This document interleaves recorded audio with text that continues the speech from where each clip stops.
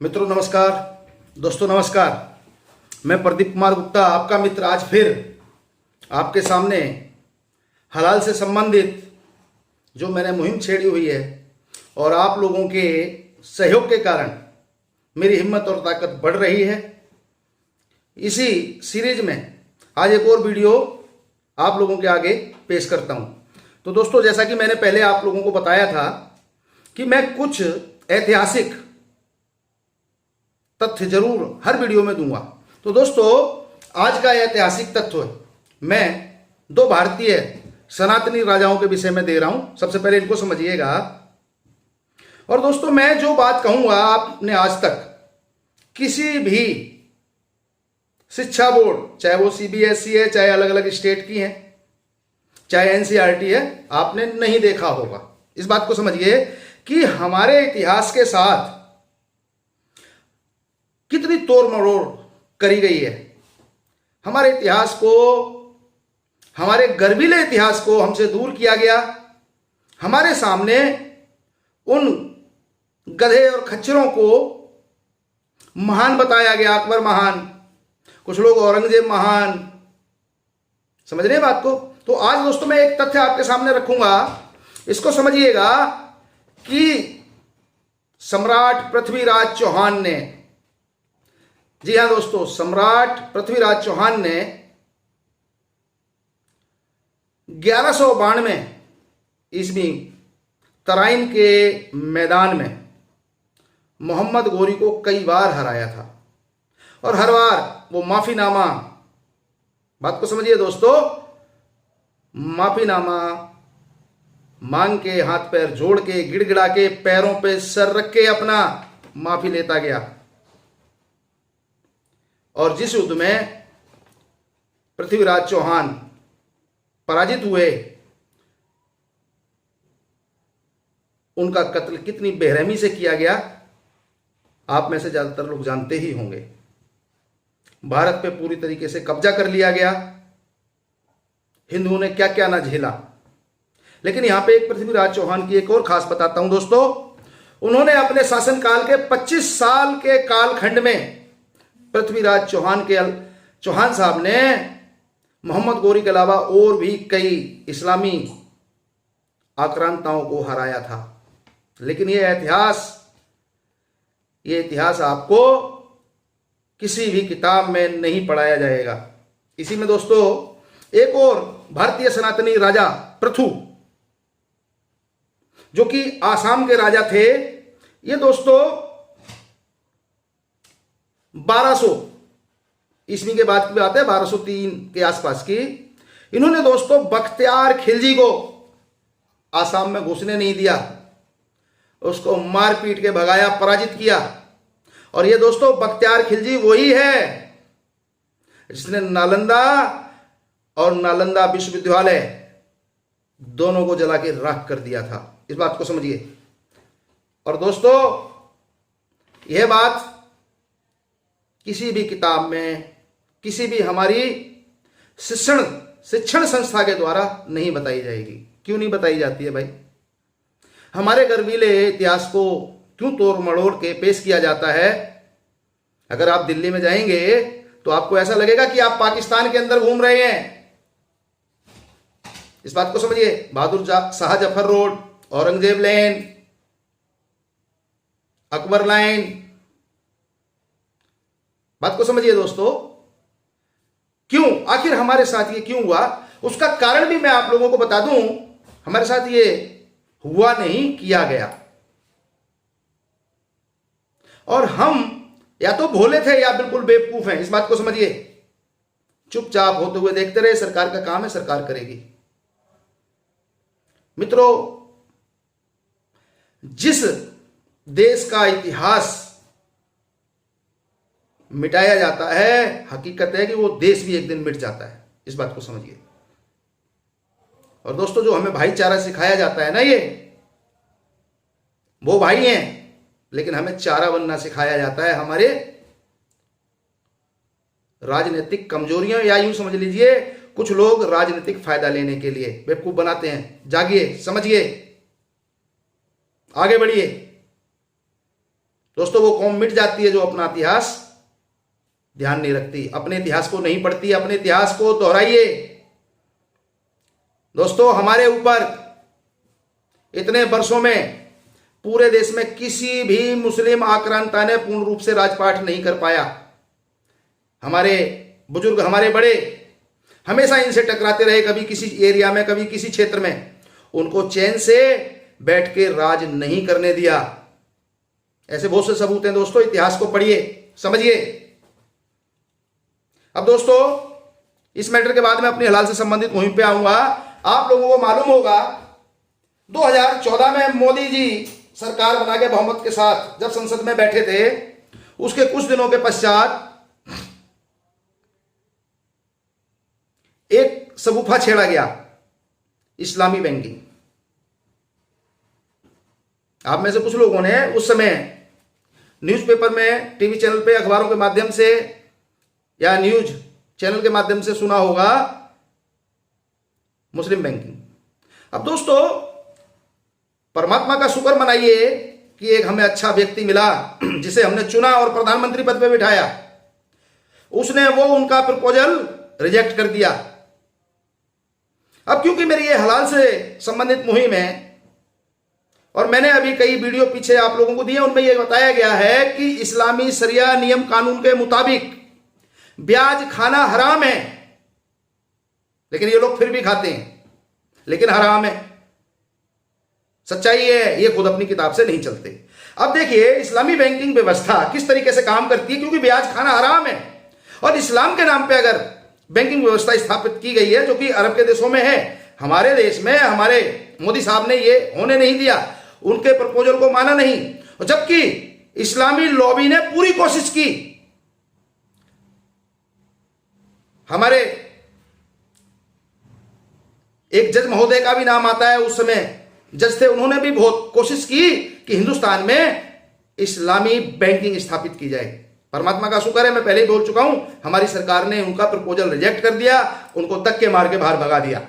अब दोस्तों क्योंकि इसकी कुछ कमियां थी जिस कारण से इस बैंकिंग व्यवस्था को, इस्लामी बैंकिंग व्यवस्था को लागू नहीं किया गया। इसको समझिए, बैंक में हमारे जो सरकारी आरबीआई के मान्यता प्राप्त बैंक है, इनके एक सिस्टम है, इनके रेगुलेटरी अथॉरिटी है।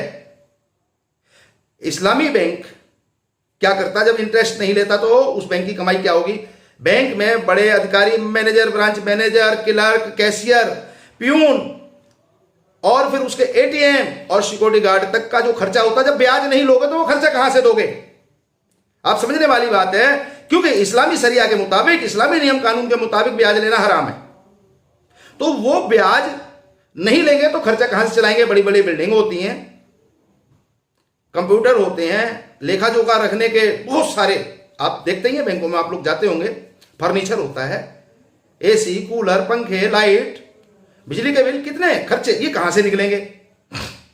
अब दोस्तों ब्याज लेना उनके मुताबिक हराम है, तो वो क्या करते हैं, मैं एक उदाहरण देकर बताऊंगा। आप किसी इस्लामी बैंक में जाइए, क्योंकि अब हिंदुस्तान में तो ये लागू नहीं हुई है तो हम लोगों को देखने को नहीं मिलेगी, लेकिन आप इंटरनेट पे, गूगल पे जाके देखिए, वहां पे आपको इनकी व्यवस्था के सारे झरोखे, ये कितने पापी हैं, कुकर्मी हैं, इनके नैरेटिव क्या हैं, आपको देखने को मिल जाएंगे। इनको कान तो पकड़ना है लेकिन सीधा नहीं पकड़ना है, उल्टा चलना है। तो इन्होंने क्या व्यवस्था अपनाई है?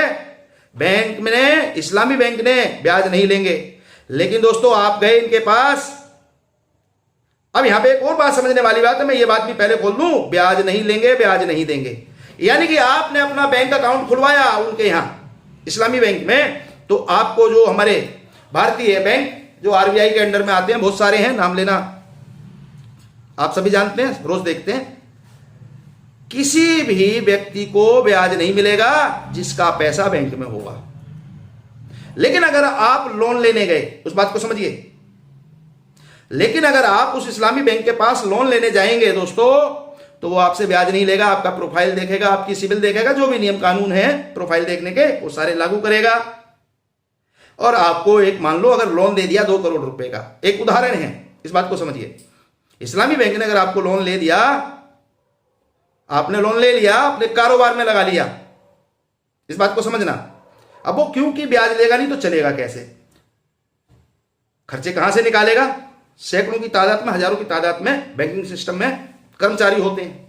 तो दोस्तों वो क्या करेगा, जो आपने लोन लिया उसका जो प्रॉफिट होगा, आपको जो आपको फायदा होगा, जो आपको नफा होगा, उस नफा में हिस्सेदार बन जाएगा। अब दोस्तों यहां पे दूसरा पॉइंट समझने की कोशिश करिए। अब वो आपसे इंटरेस्ट नहीं ले रहा है, अब वो आपका पार्टनर बन चुका है, लेकिन फायदे में, नफा में। इस बात को समझिए इस तरीके से। और दोस्तों दूसरी बात है, एक उदाहरण के साथ, ये पूरी बात उदाहरण के साथ समझा रहा हूं कि इनके विचारों को समझिएगा कि इन्हें कान तो पकड़ना है, लेकिन सीधा नहीं पकड़ना, घुमा के पकड़ना है, फायदा लेना है, व्यवस्था पूरी की पूरी स्थापित करनी है, पूरा का पूरा यूरोपीय, अमेरिकन, भारतीय हिसाब किताब अपनाना है, लेकिन तरीके बदल देने हैं। सीधा नहीं चलना है, जलेबी की तरह उल्टा सीधा चलना है और बेवकूफ बनाना है। अब होगा क्या दोस्तों, आपने एक उदाहरण मैंने दिया, मान लो कि इस्लामी बैंक से 2 करोड़ रुपया लोन लिया, अब ब्याज तो है नहीं, लेकिन बैंक में जिन लोगों ने पैसा जमा किया है उनको ब्याज नहीं मिल रहा है। पॉइंट नोट करिए, उनको ब्याज नहीं मिल रहा है। लेकिन अगर किसी फर्म ने, किसी कंपनी ने उस बैंक से लोन लिया तो उस कंपनी को ब्याज तो देना नहीं है, सिंपल सी बात है, लेकिन देना क्या है, हिस्सेदारी, काय में, प्रॉफिट में, फायदे में। अब दोस्तों एक उदाहरण कि 3 महीने के बाद अगर बैंक आपसे कहता है या हर महीने कहता है कि सेठ जी आइए, हमारा हिस्सा बैंक कहेगा दीजिए। आप बैंक में जाएंगे, बैंक कहेगा हमारा हिस्सा दीजिए, कितना पैसा कमाया इस महीने में? आप कहेंगे जी मैंने 20,000 रुपया कमाया है।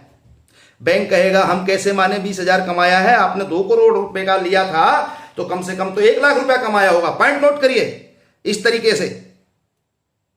आप कहेंगे नहीं साहब हमने तो इतना नहीं कमाया।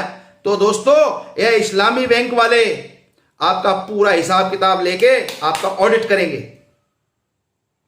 और उस हिसाब से अपनी मनमर्जी थोपेंगे। और ये दोस्तों पॉइंट ये है कि जिन अकाउंट होल्डर का पैसा बैंक में जमा होगा उनको वो इंटरेस्ट नहीं दे रहे हैं, लेकिन जिनको वो लोन देंगे वहां पे वो इंटरेस्ट लेंगे नहीं, लेकिन उनकी कंपनी में अंदर तक पार्टनरशिप बना लेंगे दूसरे तरीके से घूम फिर के।